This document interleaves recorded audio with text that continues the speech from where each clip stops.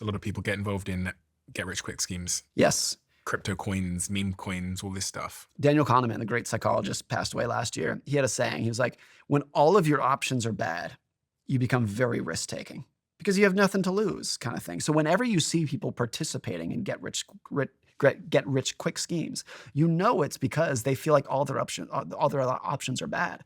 If you believed that if you could go to college and learn, or not go to college, but if you can go learn a skill and go work hard and earn a stable paycheck to provide for your family, 99 out of 100 men are to say, that's the one I want. But if you believe, whether it's true or not, if you believe that that option's not available to you, you're like, let's throw it all on this new coin kind of thing. And so I think you see that quite a bit. There's a lot of things in life where you see people making bad decisions or what you think are bad decisions, and it's easy to mock them or look down upon or to say they're idiots. But like deep down, there's always a reason that there's a deeper reason why they're doing it. And for a lot of these things with financial risk taking, it's like a lack of, not necessarily a lack of self-esteem, but a lack of self-confidence in their ability to earn a good, dignified, stable wage to provide for their family. Testosterone plays a role though, no? Because when we think about who becomes gambling addicts and who takes the biggest risks with finances through history, it's often men. Women do seem to be generally better with managing money than men. Yeah. With men, what a lot of it is the inability to say that's enough, particularly with the risks that they're taking. So you see this with a lot of hedge funds. Hedge funds are just giant investing pools of money of like rich people on Wall Street managing money. They have quite a long history, not lots of them, but quite a long history of them blowing up. And it's because this very smart, genius, billionaire Wall Street trader who has a PhD from MIT could not say that was enough. They kept taking more risk, more risk, more risk until it blew up. And we definitely see with women managing money that they tend to not earn as high returns on any given year, but they don't blow themselves up, so to speak, financially. So they're like, men are much more willing to swing for the fences. And women are much more willing to say, I'd like to just take a calm, casual swing, but I want to keep it going for a long period of time. Now, who's going to do better over the course of a lifetime in that situation? Your book profiles a few scenarios of who does better over a lifetime. And although I read your book, I think it must have been 4 years ago, I will always remember reading a story about it. I think it was like a stockbroker that you write about in your book. His name was Jesse Livermore. Tell me that story. Jesse Livermore was a trader, a Wall Street stock trader about 100 years ago. Did most of his work in the early 1900s through about the 1920s. And he was the best in the world at getting rich. And he had no ability whatsoever to stay rich. I think he became the equivalent of a billionaire, adjusted for inflation, 4 separate times and went bankrupt 4 separate times. He eventually, at his end, committed suicide when he went broke for, I think, the 5th time. And in between there, he would become literally the richest man in the world at one point. But he had no ability to say, that's enough. So when he was the richest man in the world, he just kept taking more risk, more risk, more risk, and then it blew up. And he did it over and over and over and over again until he eventually killed himself. Damn. It's amazing. It's an amazing story because punctuated through his story of failure and bankruptcy and eventual suicide is a level of success that like Steve Jobs could not even fathom. No one in history, I think, was better at getting rich than he was. And he could not keep it. And for most people, like a much better situation, of course, is like you don't need to become the richest person in the world. You can just make a modest amount of money that's going to support you and your family, but keep it. Don't keep taking more risks that's eventually going to blow it up. Just keep it and it's okay. What do you think of crypto? I don't own any, so maybe that's the summary of how I feel about it. But I also think the only take that I've had on it is like, if you don't think that some of it is inspiring, and then you're not paying attention. But if you don't think that 99% of it is a joke, then you're not paying attention. And I say that because most people are one or the other. They either think the whole thing is a scam and they don't understand any of it. It's a bubble, it's going to burst, or it's literally the greatest invention of human history. And I think whenever there's a new technology, you're likely to get like those extreme, one of those camps. But also in the history of technology, what you would see is that 99% of the new players, the new companies, the new products won't exist in 10 years. And a couple of them will turn into Ford or Microsoft or whatever it might be. That's always been the case. So you can't envision a world in 20 years in which crypto is not having a big part of the global economy. And I also think you cannot envision a world in which in 20 years, 99% of what exists today doesn't exist anymore. Yeah, I have owned Ethereum for a long time, and more recently I just changed it all into Bitcoin because I think Bitcoin is the safest bet. So it seems to be where institutional money has gone to. And I'm doing the same thing as you. I've never like traded coins in my life or Yeah. anything, but I think most of it is probably going to zero, as Yeah. we've seen. But I think Bitcoin feels like the place that the market has decided will be the stablest, but Yeah, who it's knows? not contradictory in history to say that this new technology will change the world forever, and at the same time, you're probably not going to make that much money on it. The best example of that were the railroads, which was probably the most transformational new industry in U.S. history. Like to have a railroad going from the East Coast to the West Coast, that changed everything in such a profound way. And the vast majority of railroad investors lost all their money. So you could get it right. This is going to change the world forever. It does not mean that you're going to make that much money on it. And that's not to say that most crypto investors. No, I would say it's almost certain that most crypto investors will not make that much money. That's pretty standard historical. I mean, the other thing is in cars. In the early 1900s, there were 2,000 car companies in America, and 1,997 of them went bankrupt. You ended up with GM, Ford, and Chrysler. The rest virtually disappeared. So it's always the case that in a new technology that changes in the world, there's a big gap between this is going to change the world and everyone's going to get rich on this. One of the things that made me question my hypothesis on crypto was Google released this new computer. I don't know if you saw it, called Willow. The quantum computer Yeah. that can crack, or in theory, in the future. I've talked to people about this, that like you can't believe in crypto and quantum at the same time. People who are much smarter than me say that's not the case, that you can augment the system. I don't really understand it, but people who are much smarter than me say they're not worried about it. Google built a powerful new computer called Willow that uses quantum technology. Some people worry it could one day hack Bitcoin by breaking its security system, but right now Willow isn't strong enough to do that just yet. And they pose that quantum computers may well become strong enough that they'll be able to hack Bitcoin's system that keeps it safe. Right. Because there is a certain amount of compute that could affect. That doesn't exist right now, but could in the future with quantum computers. Right. So like all assets, I mean, if you look back through history, we've used different things as stores of value. Yeah. And many of those things, whether it's the tulips or whatever else, aren't our current store of value. So it's conceivable to think that Bitcoin as a store of value does have a shelf life. Yes. But of course that could be the case. I mean, gold, which has been, a store of value for thousands of years, has gone through periods where it surged and then fell 90% and sat there for 20 years, kind of thing. So even when you have something that is a historic, very objective store of value, that doesn't mean that you know what the price is going to do next month or next year or even the next 10 years. That's a totally different thing. When you look at all these people through history that have made money, lost money, etc., generated great wealth, are there like certain strategies they've deployed? Because when I think of like Warren Buffett, I'm like, okay, so he like compounded for like 80 years, blah, blah, blah, invested. He was an investor. Then you've got this other strategy, which might be entrepreneurship. Yeah.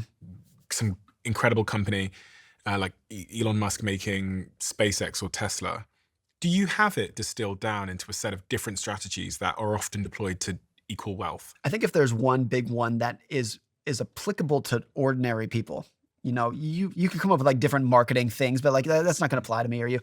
One thing that sticks out, that is a common denominator that virtually everyone listening to this could learn from, is they were way more patient and had way more endurance and kept it going for longer than anyone else. David Senra, who's a great podcaster, right? So he has a podcast called Founders. He said this one time. He was like, he hears from entrepreneurs who are like, man, I listened to your podcast. I'm a founder. I have a company, and I'm going to sell my company next year. I'm going to sell it to Google. And David's like, did you learn anything from the historical entrepreneurs of Rockefeller or Steve Jobs or Bill Gates? Those people ran their companies for 50 years. They ran their companies until they died, kind of thing. These are not people who are looking to be like, I'm going to create a company and then sell it. I'm going to start another company and then sell it. They keep it going for as long as they possibly can. The big wealth usually does not come. It almost never comes from like a great idea that just surges out of the middle of nowhere. It's usually like a pretty good idea that you can keep going for 40 years or 50 years. That's where the big money comes from. If Rockefeller, I wrote this in the book, 99.9% of Warren Buffett's net worth was accumulated after his 60th birthday. So like when Warren Buffett was 60, He was worth $2 billion, like an incredible amount of money. He could have sold then, and he sold everything and retired and had an absolutely amazing life.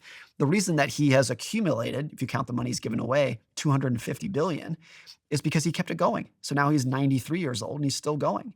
Same with, Bill Gates could have sold Microsoft in the 1970s and made $10 million and had a great little life. Yeah. But he kept it going and kept it going. Yahoo offered Mark Zuckerberg $1 billion cash. And he was like 19 at the time. And he said, no, I'm going to keep doing this thing. That's the common denominator that ordinary people can learn from, is like endurance and longevity is usually where the big wealth is made. Endurance. Keep it going. Endurance is hard. Yeah. Larry Ellison, who was the founder of Oracle, did an interview in the 1990s. And they asked him about Bill Gates, who was a friend but also rival back then.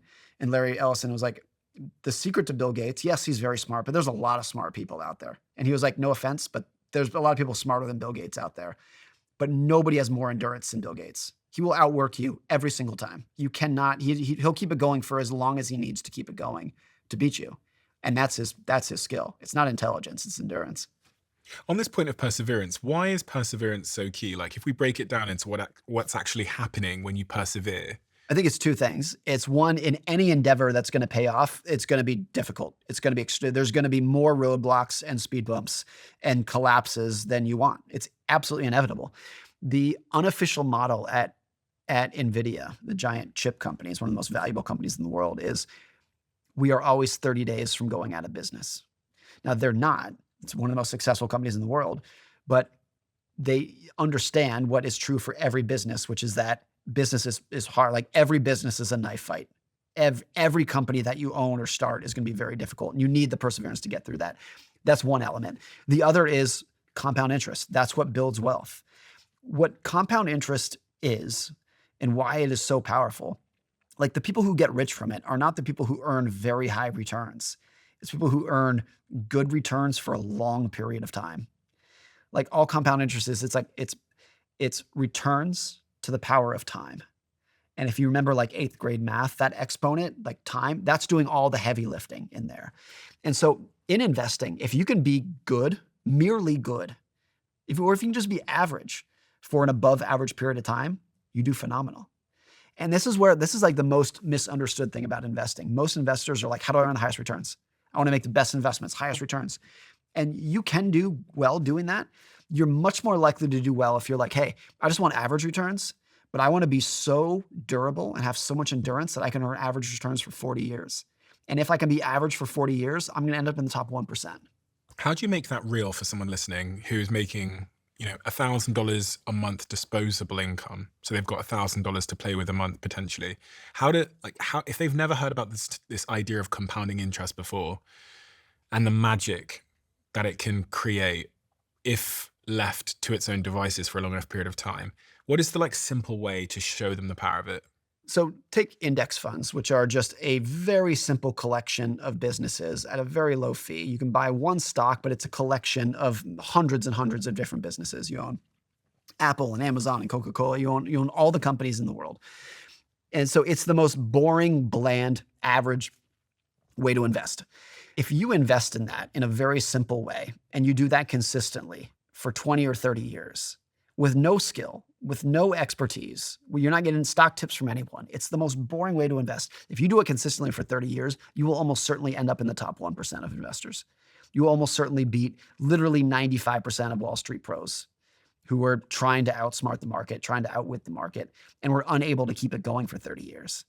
And so this is where if you can just be average for an above average period of time, you'll be amazing.